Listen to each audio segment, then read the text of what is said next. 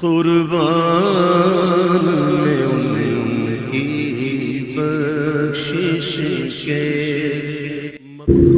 اعوذ باللہ من الشیطان الرجیم بسم اللہ الرحمن الرحیم۔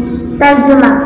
شروع کرتی ہوں اللہ کے نام سے جو بڑا مہربان اور نہایت رحم فرمانے والا ہے۔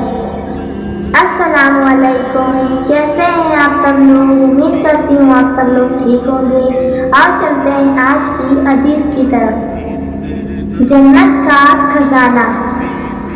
نبی کریم صلی اللہ علیہ وآلہ وسلم نے فرمایا، اے عبداللہ بن خیاس، کیا میں تمہیں ایک کلمہ نہ بتاؤں جو جنت کے خزانوں میں سے ہے؟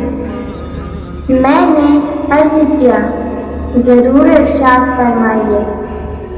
آپ صلی اللہ علیہ وسلم نے فرمایا، لا حول ولا قوت الا باللہ۔